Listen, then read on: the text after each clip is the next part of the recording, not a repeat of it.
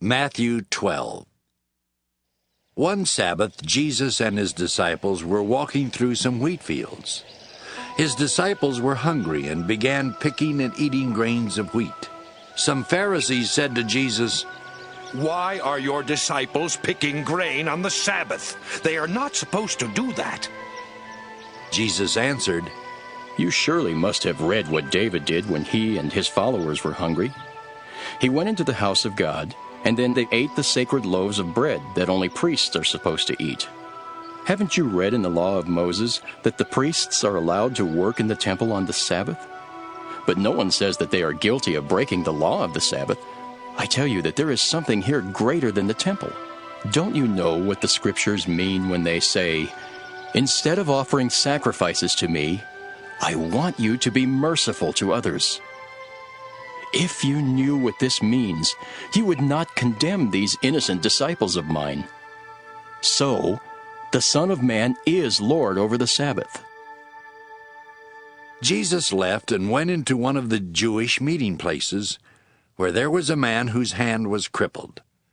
Some Pharisees wanted to accuse Jesus of doing something wrong, and they asked him, "Is it right to heal someone on the Sabbath?" Jesus answered, "If you had a sheep that fell into a ditch on the Sabbath, wouldn't you lift it out? People are worth much more than sheep, and so it is right to do good on the Sabbath." Then Jesus told the man, "Hold out your hand." The man did, and it became as healthy as the other one. The Pharisees left and started making plans to kill Jesus.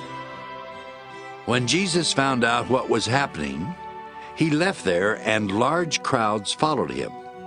He healed all of their sick, but warned them not to tell anyone about him. So God's promise came true, just as Isaiah the prophet had said. "Here is my chosen servant. I love him, and he pleases me. I will give him my spirit, and he will judge the nations. He will not argue or shout or be heard speaking in the streets. He will not break off a bent twig or put out a faintly burning flame until he makes justice win the victory. All nations will place their hope in him." Some people brought to Jesus a man who was blind and could not talk because he had a demon in him. Jesus cured the man, and then he was able to talk and see. The crowds were so amazed that they asked, "Could Jesus be the son of David?" When the Pharisees heard this, they said, "He forces out demons by the power of Beelzebul, the ruler of the demons." Jesus knew what they were thinking, and he said to them, Any kingdom where people fight each other will end up ruined, and a town or family that fights will soon destroy itself. So if Satan fights against himself, how can his kingdom last? If I use the power of Beelzebul to force out demons, whose power do your own followers use to force them out? Your followers are the ones who will judge you. But when I force out demons by the power of God's Spirit, it proves that God's kingdom has already come to you. How can anyone break into a strong man's house and steal his things unless he first ties up the strong man?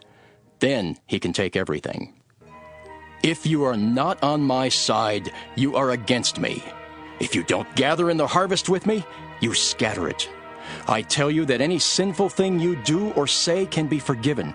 Even if you speak against the Son of Man, you can be forgiven. But if you speak against the Holy Spirit, you can never be forgiven, either in this life or in the life to come. A good tree produces only good fruit, and a bad tree produces bad fruit. You can tell what a tree is like by the fruit it produces. You are a bunch of evil snakes, so how can you say anything good? Your words show what is in your hearts. Good people bring good things out of their hearts, but evil people bring evil things out of their hearts. I promise you that on the day of judgment, everyone will have to account for every careless word they have spoken. On that day, they will be told that they are either innocent or guilty because of the things they have said. Some Pharisees and teachers of the law of Moses said, "Teacher, we want you to show us a sign from heaven." But Jesus replied, You want a sign because you are evil and won't believe. But the only sign you will get is the sign of the prophet Jonah. He was in the stomach of a big fish for 3 days and nights, just as the Son of Man will be deep in the earth for 3 days and nights. On the day of judgment, the people of Nineveh will stand there with you and condemn you. They turned to God when Jonah preached, and yet here is something far greater than Jonah. The Queen of the South will also stand there with you and condemn you. She traveled a long way to hear Solomon's wisdom, and yet here is something much greater than Solomon. When an evil spirit leaves a person, it travels through the desert looking for a place to rest. But when the demon doesn't find a place, it says, I will go back to the home I left. When it gets there and finds the place empty, clean, and fixed up, it goes off and finds 7 other evil spirits, even worse than itself. They all come and make their home there, and the person ends up in worse shape than before. That's how it will be with you evil people of today. While Jesus was still speaking to the crowds, his mother and brothers came and stood outside because they wanted to talk with him. Someone told Jesus, Your mother and brothers are standing outside and want to talk with you. Jesus answered, Who is my mother? And who are my brothers? Then he pointed to his disciples and said, These are my mother and my brothers. Anyone who obeys my Father in heaven is my brother or sister or mother.